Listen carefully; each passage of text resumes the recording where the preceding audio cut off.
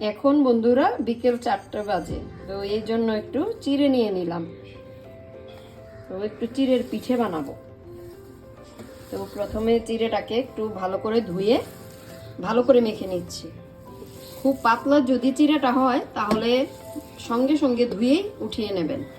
আর আমার চিড়েটা একটু ভারী ছিল, একটু ভারী থাকাতে আমি একটু ভিজিয়ে রেখেছি। এই 2 মিনিট 3 মিনিটের মতন ভিজিয়ে রেখেছি। এখন ভালো করে মেখে নিচ্ছি যাতে দানা না থাকে।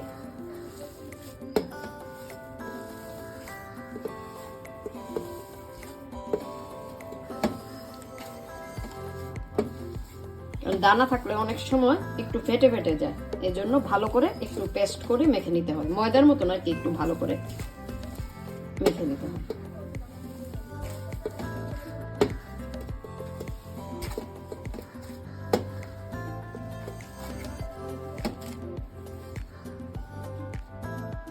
একদম দেখুন ময়দা দৌড় মতো মেখে নিয়েছি, দানা নেই চিড়ের।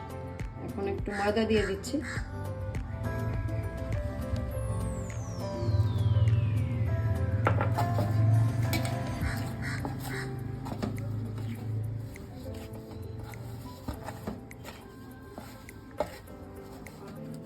আমাদের একজন রিলেটিভ এসেছে, তো ওনার এখানে ফ্ল্যাট আছে, মাঝে মাঝে আসে। তো এইবার আমি প্রথমেই পেলাম ওনাকে। তো ওনার বাড়িতে আমাদের বলেছিল যেতে, তো যাওয়ার সময় মিষ্টি তো সবাই নিয়ে যায়, তো শীতের দিনে কিন্তু একটু পিঠে নিয়ে গেলে ভালো লাগে। তো আমি একটু পিঠে নিয়ে গিয়েছিলাম, দুধপুলি। তো পুরটা ছিল আমার ঘরে, তো ভাবলাম একটু বিকেলে বানিয়ে নিই, কারণ শীতের দিনে তো বিকেলে আপনার ছেলে মেয়েই বলুন আমিই বলুন একটু পিঠে খেতে কিন্তু ভালোই লাগে সবারই, গরম গরম। আর এই পিঠেটা আমি শিরার মধ্যে দেব না, তো কিন্তু দেব বলছি, মুচমুচে করব। তো মুচমুচে শিরাতে ওই যে একটা ড্রাই শিরা হয় ওইটাতে দেব, দেখাচ্ছি আপনাদের। তো এইভাবে বাটিটা বানিয়ে নিলাম, এখন পুরটা দিয়ে দিচ্ছি।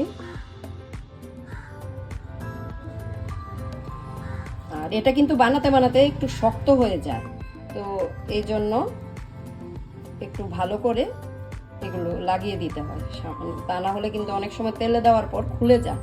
তো চেপে চেপে এই পিঠেটা বানাতে হয়।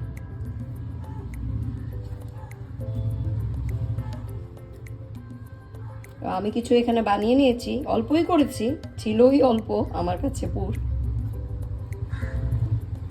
আর মুচমুচে পিঠে তো ঘরে বেশি থাকলে আবার নরম হয়ে যায়। তো এইভাবে কিন্তু আপনি বানানোর সময় কিন্তু অনেক সময় ফেটে ফেটে ওঠে চিড়েটা। তো এইভাবে প্লাস্টারের মতন আমি একটু একটু ময়দা লাগিয়ে লাগিয়ে এইভাবে দিয়ে তারপর আবার লাগিয়ে দিচ্ছি। তেলও নিতে পারেন হাতে, কিন্তু ময়দা দিয়েই মনে হয় ঠিক হয়। তো আমি একটু ময়দাই লাগিয়ে নিচ্ছি বারবার, কারণ একটু বানাতে যাচ্ছি আর বারবার কিন্তু একটু একটু ফেটে ওঠে। এটা চিড়ের পিঠে এরকমই হয়, যদিও আমি খুব ভালো করে মেখে নিয়েছি।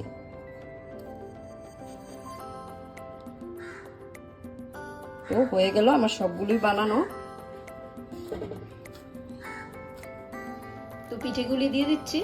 গ্যাসটাকে কিন্তু একদম কমিয়ে রেখেছি, তা না হলে উপর দিয়ে লাল হয়ে যাবে। কিন্তু চিড়ে তো, চিড়েটা ভালো করে ভেতরটা কিন্তু নরম হবে না।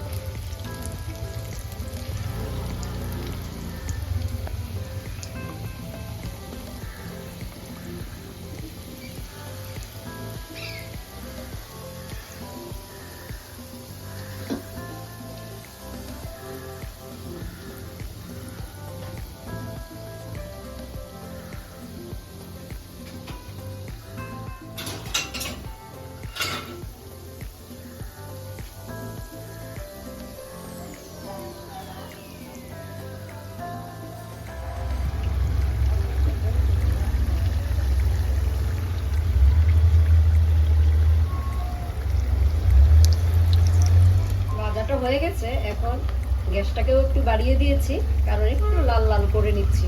সাদা থাকলে তো ভালো লাগে না, একটু লাল করে নিচ্ছি। এবার উঠিয়ে নেব।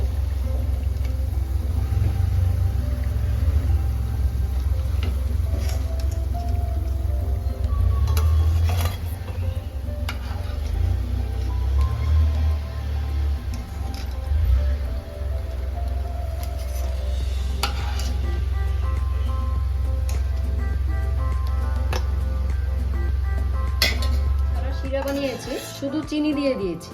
প্রথমে চিনিটা দিয়ে কিন্তু হাত লাগানো যায় না। এখন আমার এটা গলে গেছে, এজন্য কিন্তু আমি খুন্তিটা লাগিয়েছি। এবার একটু বাটারও দিয়ে দিচ্ছি। বাটারটা দিলে ভালো হয় আর কি, লেগে যায়,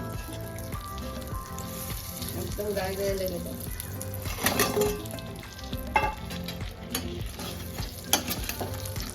এটা ক্যারামেলাইজ সস হয় না, ওই রকম করেছি আমি।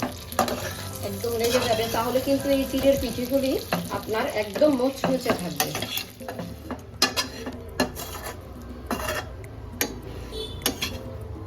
আর বেশি কাটবো না, বেশি কাটলে ভেঙে যাবে কিন্তু।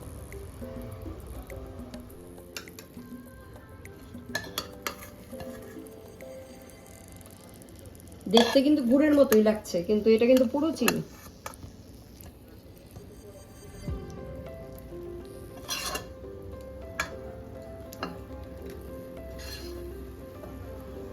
একদিন বিকেলবেলা এরকম করে খেতে পারেন, ভালো লাগে কিন্তু। খুব বেশি একটা মিষ্টি হয় না, কারণ উপরে একটু লেগেছে, কিন্তু খুব মুচমুচে হয়।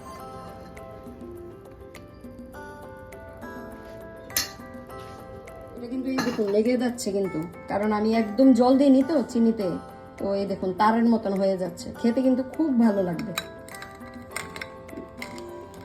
যারা মুচমুচে জিনিস খেতে ভালো লাগে না, অনেকে আছে নরম জিনিস খেতে ভালোবাসেন না, তো আপনারা সবাই মিলে খাবেন, খেয়ে দেখবেন কিরকম লাগে।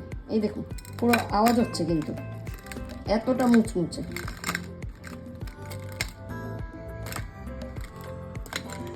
এই দেখুন, একটু খেয়ে দেখ কিরকম হয়েছে। পিঠেটা এত মুচমুচে হয়েছে দেখুন, এই যে